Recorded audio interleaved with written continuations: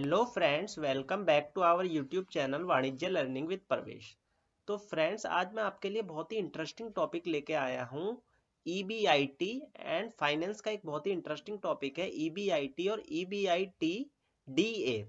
तो basically shark tank India का show आप अगर देखते होंगे तो ये वर्ड्स बहुत ही कॉमन है। हर इन्वेस्टर जो होता है वो जो भी इन्वेस्टमेंट के लिए आता है वो ये वर्ड्स बताता है शार्क्स को।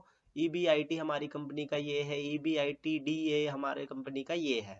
तो इन दोनों ही कॉन्सेप्ट्स को हम बहुत ही अच्छे से समझने की कोशिश करेंगे। तो सबसे पहले हम समझते हैं ईबीआईटी क्या होता है।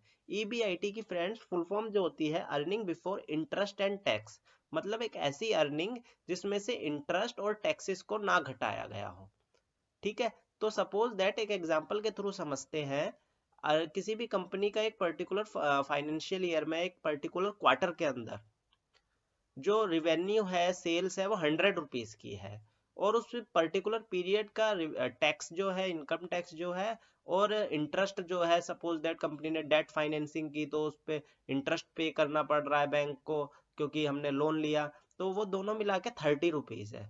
तो 100 रुपीज का सेल्स हुआ, 30 रुपीज की हमने कॉस्ट मान ली कंपनी की, तो 70 रुपीज आया हमारा अर्निंग। फिर उसमें से 30 रुपए का हमें इंटरेस्ट टैक्स पे करना था, वो टैक्स पे करना नहीं है, तो 70 रुपीज जो हुआ वो ईबीआईटी हुआ। अब ईबीआईटी हम क्यों निकालते हैं, बेसिकली हम समझे ईबीआईटी होता क्या है। ईबीआईटी जो हम निकालते हैं वो निकालते हैं एनालाइज करने के लिए परफॉर्मेंस जो है किसी भी एक प्रोसेस की, कोर एक्टिविटी जो भी किसी बिजनेस के अंदर हो रही है उसकी परफॉर्मेंस को निकालने के लिए ईबीआईटी निकालते हैं। सपोज दैट किसी भी कंपनी के अंदर एक प्रोसेस चल रहा है मैन्युफैक्चरिंग ऑफ क्लोथ्स का, कपड़ों का।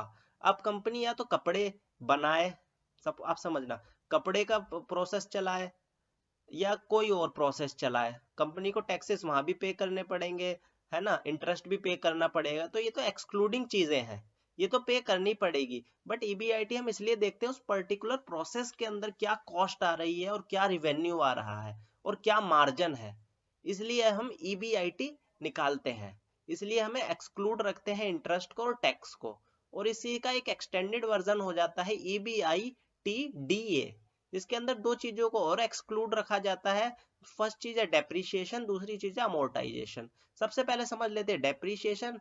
उसको कहा जाता है जो फिक्स असेट्स पे लगता है। एक प्लांट एंड मशीनरी है, उसने 10,000 रुपए की हमने ली, लेकिन हमेशा उसकी वैल्यू 10,000 रुपए नहीं रहेगी, हर साल उसकी वैल्यू थोड़ी थोड़ी कम होती रहेगी, तो उसको डेप्रीशिएशन कहा जाता है। और अमोर्टाइजेशन कहा जाता है कंपनी की वैल्यू है, मार्केट वैल्यू है, गुडविल है, तो कंपनी के सपोज दैट शेयर्स गिर गए तो कंपनी की मार्केट वैल्यू गिर गई, या कंपनी ने कोई लाइसेंस ले रखा है उसकी वजह से वो लाइसेंस की भी वैल्यू गिर गई, तो वो भी एक तरीके कंपनी का एक्सपेंस हो जाता है। तो इन चीजों को भी एक्सक्लूड करके और फेयर और क्लियर पिक्चर आ जाती है कंपनी के अंदर जो प्रोसेस चल रहा है, कोर एक्टिविटी चल रही है उस प्रोसेस में, उसका एक्चुअल में उस प्रोसेस को करने के बाद कितना रिवेन्यू एक्चुअल में हुआ और उसके अगेंस्ट कितनी हमारी कॉस्ट आई, और उन दोनों के बीच के जो मार्जिन है उसी को हम ईबीआईटी या ईबीआईटी डीए कहा जाता है।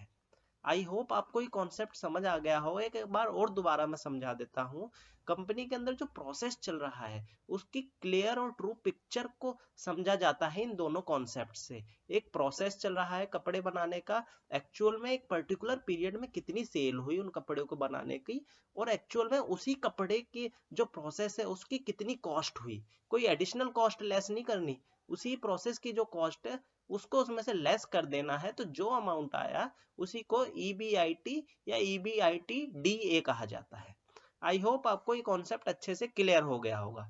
अगर आपको कोई और डाउट हो तो आप मुझसे पूछ सकते हैं। Thank you.